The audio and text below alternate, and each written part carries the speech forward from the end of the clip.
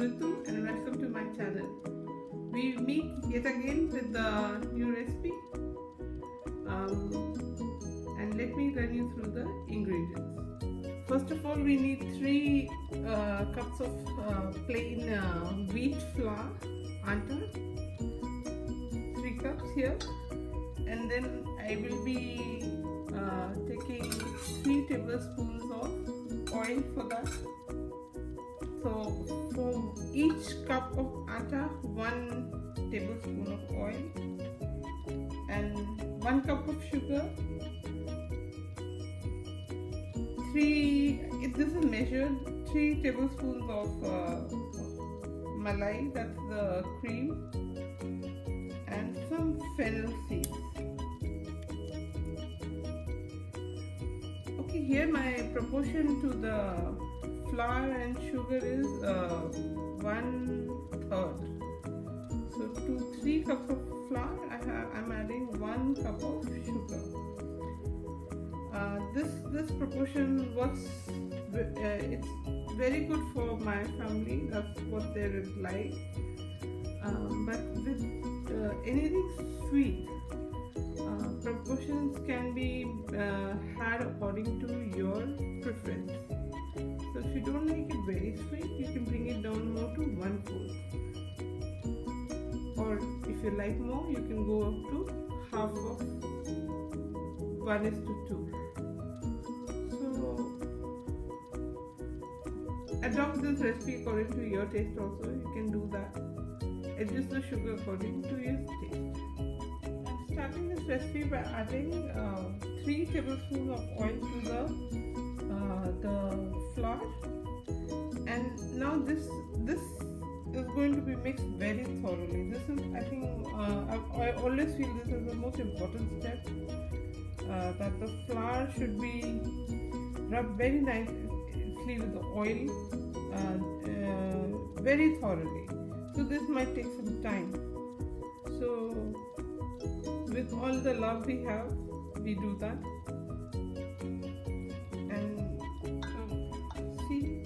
Dough mixed up very nicely with the flour.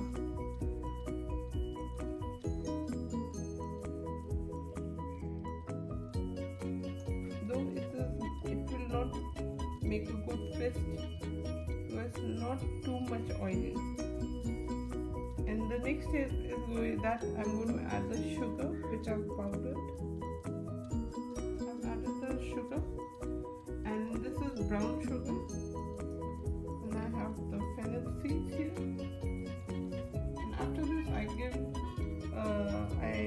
add the cream to it, and then I give it a very good mix. I mix everything very thoroughly. So now what I'll do is slowly add water to this mix of flour and all the other ingredients. And another thing I wanted to mention is till this stage you can do everything in a food processor. But when you are kneading a dough with sugar, it's better to bring it all out at this stage and do it with hand. It's very therapeutic also, kneading. So I am sure it's for me is an enjoyable process. And another thing is we control the water when we are adding, because if you're doing the dough in a food processor, it can get very soft, and you don't want a soft dough, you want a firm dough. At this stage, now this is a firm dough. So what I do is I will not add too much water at this stage now to bring it together. I'm adding some oil, around a tablespoon, and just bring it together. I brought the dough to this stage.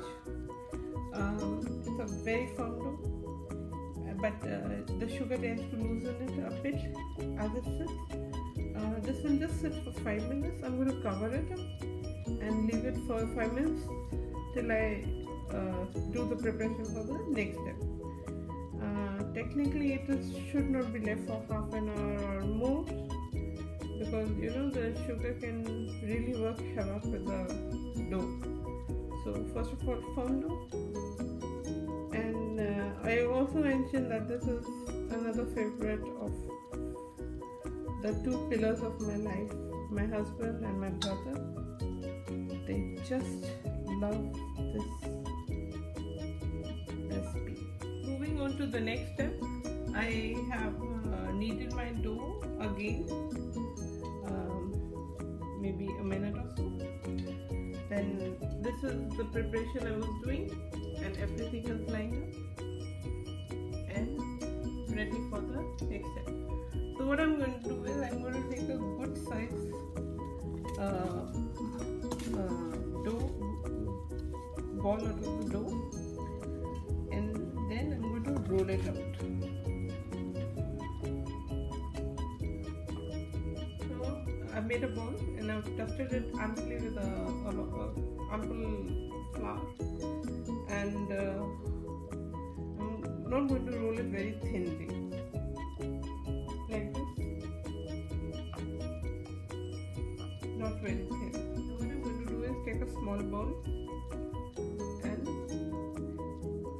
and you can use anything, a cookie cutter or whatever works, whatever size you want.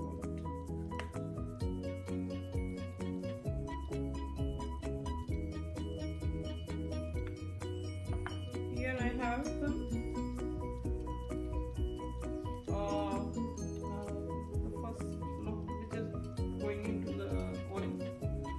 I start with dropping a small ball of the dough, and this is almost like a tester, just to check if the dough is the oil is hot enough.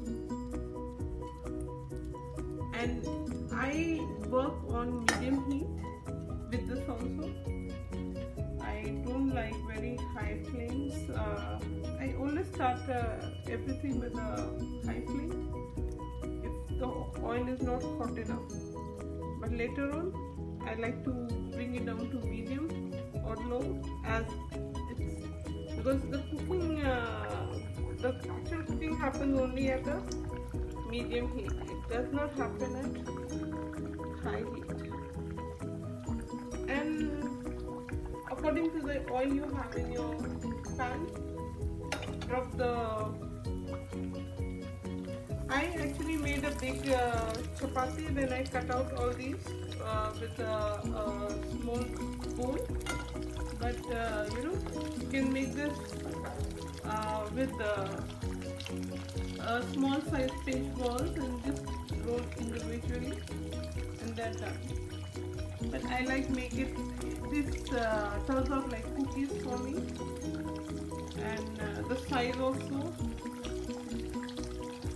And another thing I like to mention is that I did not add cardamom powder, but cardamom powder is also another ingredient that can be added to the dough. I have made it with some dry fruits also, but it's much better without the dry fruits. And that's it. It needs to cook on a, because at the moment it's high heat.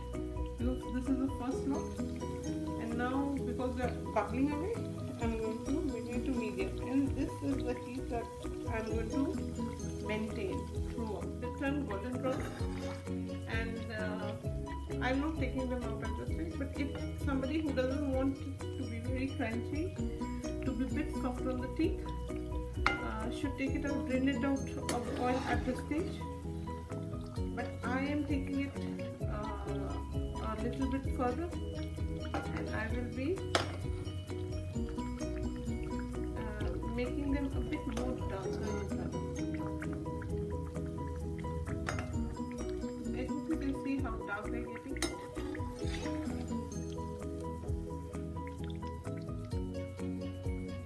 And they still have some more time left.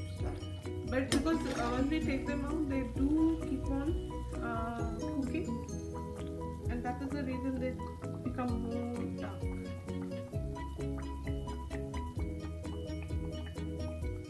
So at this stage, I drain them out of the pot, and then my next batch will go in.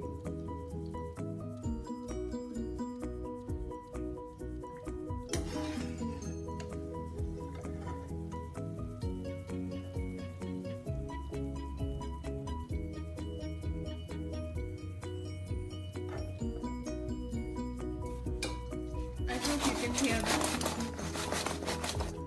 And it's still hot. It still has to cool down quite a lot. And then what I'll do is I'll store them in airtight containers. These are like almost like Indian cookies, but these are deep fried. And it's not like they have a good shelf life.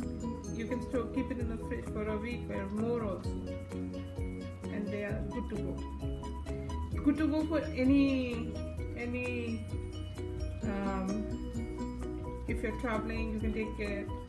It is a dry snack, and carry it and store it also without any. Uvas can be paired with a cup of tea or some tangy savory curry or some pickle, mango pickle, and they are divine. I hope you enjoyed this recipe as much as I did. Bye for now and take care.